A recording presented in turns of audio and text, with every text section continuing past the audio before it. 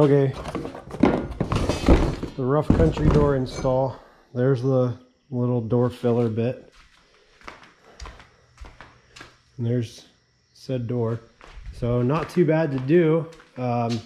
We just need to drill 5 holes for these little bolts. To do that, we pop the door skin off. We go for it. Let's check it out. Doesn't take me very long.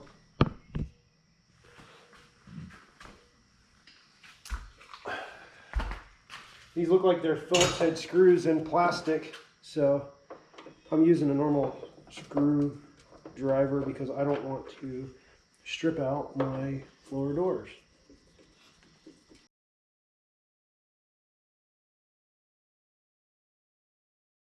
So on the back of this door, there's a couple different types of bolts, but pretty much everything that's Phillips head comes out to pull the door skin. I don't know how many bolts it is, like 8 or so.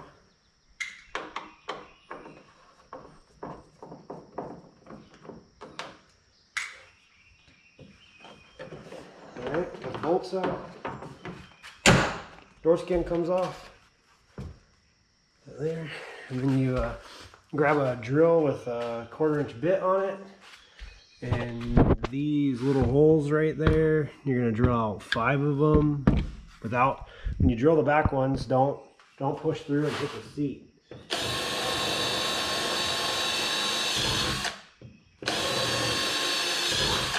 Nice that they already have index.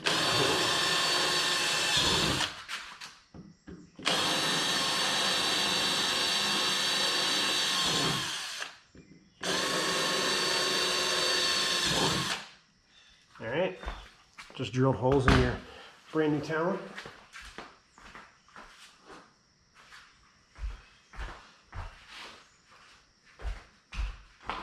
And then it says to put the weather strip on the bottom of the door, but I think this weather strip's kind of crap. 2, yeah. What about this part? No weather strip? But regardless, you get the point. So then, get that done.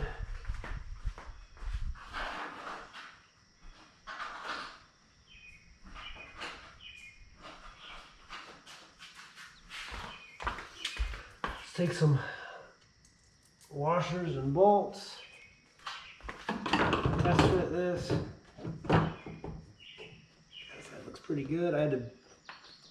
The other side, I bent these brackets a little bit to get the fit a little snugger to the body. Push bowl in.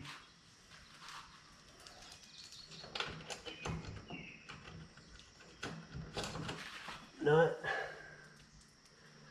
All the hardware was included, and that was nice. That's what you'd expect, I guess, but it's not like these cost a whole hell of a lot. So.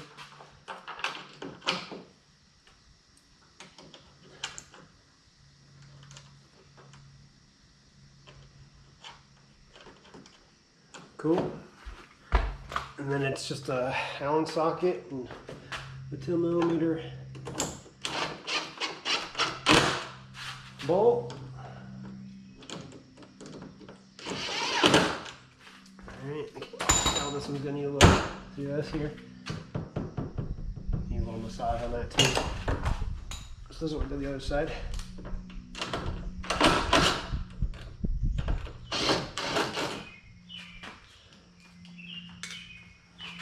Magnet tray on the seat helps don't lose all this stuff.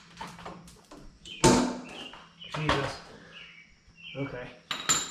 On this other side, I saw the brackets were kind of bent backwards, so all I'm going to do is just encourage them a little bit more.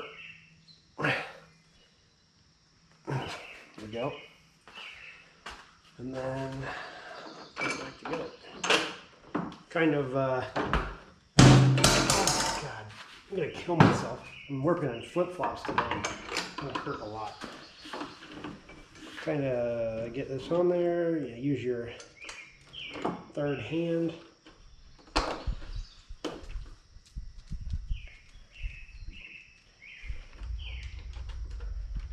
There we go. Oh shit. Nut. my kingdom for a nut.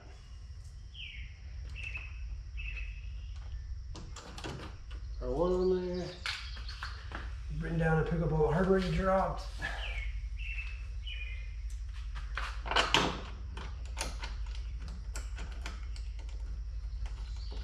Snug this back up, see what it looks like.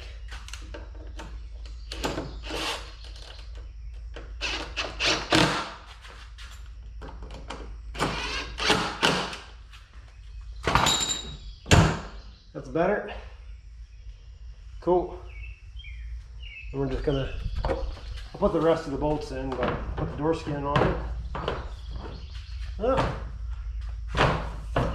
doesn't look too bad, honestly. Looks pretty good, the black talon. So I'll walk you over. I did this side already. This side's buttoned up, so you can tell. Kind of, you know, all in there. Looked pretty good, you know. Not super crazy with a little bit of stuff, but for what we paid for them, can't complain. A couple things. Obviously, this will need a little bit of an addressment. Some weather strip in there, and then this weather stripping's kind of, I'd say, lackluster. I think I'm gonna go to the store and see if I can get one of these that has a double seal on it, you know, so it presses back in there real nice. But overall, I might, while I'm doing it, I might put something in here too to fix that. But overall, I'm not upset. Actually, I might, you can see in here, I might put something in here too to kind of fill this gap in. But for the price, it would have taken, I could have built them, but I think I would have had as much in the material as these things cost, so not bad. I'll run to the store and get some weather strip and we'll come back and wrap these up. Let's try to install this hitch on my 2022. So it shouldn't be too god awful bad. Actually, they include these little QR codes for instructions, and the instructions are pretty thorough. I'll give them credit. They're not too bad. So we'll get down here and take it back into my machine apart. That wasn't too bad. Kind of interesting. I had to take this bolt halfway out, which I know they're interference bolts, so that's not good. I'll replace it with something. I had to take this bolt halfway out to get this bolt out, which didn't say in the instructions, but I got it back in. Not super happy with the shoulders on the new bolts. They're like 1/10 of a millimeter smaller, so they don't fit super tight in the holes, which I don't like, so I'm probably gonna spec out some custom 12.9 bolts for it. They were 10.9 metric bolts though. So cool, I'm excited to have a hitch. Nice. Doesn't look like it impedes any of the cover access on the differential or anything, so you still get to the bolts, which is good. So yeah, awesome. Nice little upgrade, didn't have to build it. Worth the price. I'm gonna do a quick hitch build video. I got some 2-inch tube. So let's see how it goes. All I'm gonna do is use a rotobroach and rotobroach out that little hole right there, and then I'll cut this to length. We're gunning for about a 16-inch height on the hitch on this. So do a little time lapse, a little bit of fab and a little bit of welding. I'll show you what it looks like when I'm done.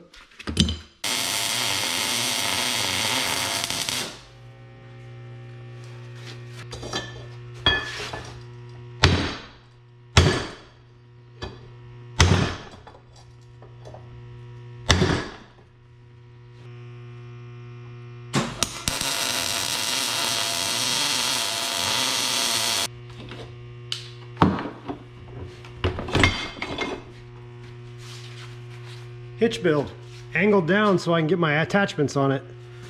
So yes, I could have put a typical, it does fit a typical 2-inch receiver, but I wanted something a little bit different, so I went ahead and built this. I actually just put a tab on it that's canted down a little bit because most of your lawn and garden equipment is not this tall, and I wanted something that just had a hole the size of a pin, basically. I didn't want like a whole hitch ball hole where it was like flopping around in there.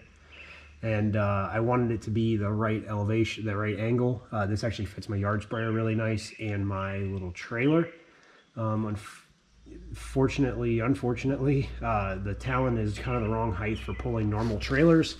With a normal hitch, it's both too tall for lawn and garden and too short for big trailers, but this will still fit in there. Just I needed more of a drop than this to tow stuff flatly, and you get it to be put the 6-inch drop in there, and next thing you know, you have to take your hitch in and out every time you use it, or you're going to be dragging it on stuff. So I whipped that up really quick in the garage. Pretty easy, not too bad. Turned out nice.